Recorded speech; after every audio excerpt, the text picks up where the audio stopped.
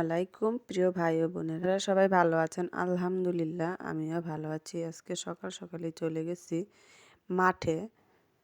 আমাদের ধানের থোর বের হয়েছে, এগুলোর মধ্যে বাবুই পাখি বসে বসে ধান নষ্ট করে ফেলে। তার জন্য সকালবেলায় চলে গেছি মাঠে। যারা গ্রামে থাকেন তারা অবশ্যই চিনবেন, টিন বলে এগুলির মধ্যে মিঠাই থাকে। এমন টিন কিনে আনছে, এগুলো টিনের মধ্যে রশি বেঁধে দিছে, বাড়ি দিলেই ভিতরে আমি দেখি না, কিন্তু টান দিলে রশি আওয়াজ হয়, তার বাবুই পাখিগুলো উড়ে যায়, ধান খেয়ে সব পুরো খেতে নষ্ট করে দিবে। আর ভুট্টা গাছ এই 2-3 দিনের তুফানে ভুট্টার গাছ পড়ে গেছে। আর ভুট্টা কেটে নিয়ে যেগুলো গাছ পড়ে গেছে গরুকে খাইয়ে ফেলে। আর এই ভুট্টাগুলো আমি কিছু নিয়ে নিছি সিদ্ধ করে খাওয়ার জন্য। এই যে ধান কিন্তু মাশাল্লাহ সব বের হয়ে গেছে, কিন্তু এখন বাবুই পাখির জন্য অনেক সমস্যা হইতেছে। পরে পরে আইসাই এই রশি টানতে হয়, মধ্যে বাড়ি খেয়ে আওয়াজ হইলে তারপরেই পাখিগুলো উড়ে। এই যে কত পাখি বসে, এগুলো পুরো ধান খেতে খেয়ে নষ্ট করে দিবে। তার জন্য কিন্তু এত পরিশ্রম করতে হইতেছে। এই যে ঘুরে ঘুরে আবার এই যে উপরে বসে, একটু পরে পরে এক ক্ষেত থেকে আরেক ক্ষেতে, মানে যেই ক্ষেতগুলো আগে লাগানো হয়েছে ওইখানে যে থোর বের হয়েছে ধানের, ওইখানেই যে বসে একটার পর আরেকটা, একটা থেকে তাড়াইলে আবার আরেকটার পরে যায় বসে।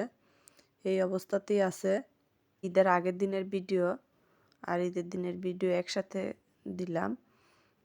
এই যে পরে বাড়িতে আইসা খাটের চাদর বাকি যেগুলো ছিল ওইগুলো নতুন করে তুলে আবার নতুন করে পেরে দিলাম।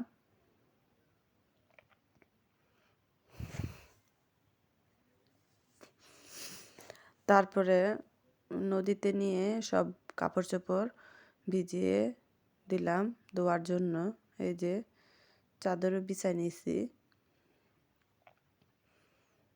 এই যে সব একসাথে নিয়ে যাব ধোয়ার জন্য। এই যে আমি গেছি, আমি কিন্তু একা না, আরো অনেক মানুষই যে দেখে আরো অনেক মানুষই কাপড় চোপড় ধুইতেছে।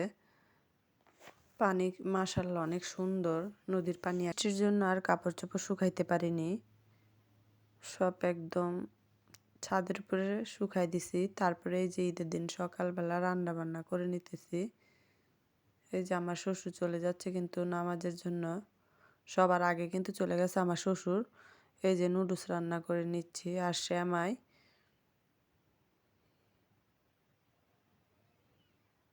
মাশাআল্লাহ খেতে কিন্তু অনেক ভালো হয়েছে।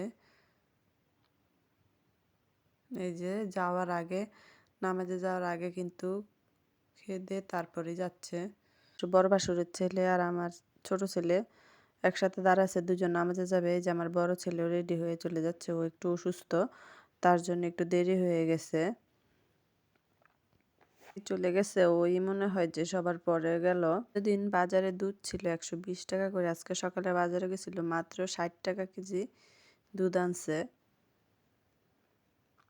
আর এই যে ঘরের মধ্যে সবাই কিন্তু খেয়ে দিয়ে চলে গেছে।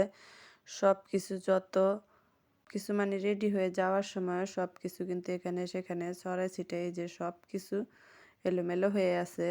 এগুলো সব আমি বাস করে নেব। এগুলো করতে করতে কিন্তু আমার ভাসুরের নামাজ পড়ে এসে পড়ছে। আর এটা কিন্তু আমাদের পাশের বাড়ির মানে নাতি হয়, ও বলতেছে যে সালামি দেওয়ার জন্য ছেলেকে, ওর বোন বলতেছিল যে ফুচকা এনে দেওয়ার জন্য। এই যে আমি বসে আছি আমার মেজো জালের এখানে, আমার আরেক জালও গেল, আমার ছেলে কিন্তু ফুচকা নিয়ে এসে পড়ছে। তারপরে আমরা সবাই বসে কিন্তু একসাথে ফুচকা খেয়ে নিলাম। আর ও হাতে মেহেদি দিছে, এগুলো দেখতেছিলাম। মাশাআল্লাহ মেহেদি দেওয়াটা কিন্তু অনেক সুন্দর হয়েছে।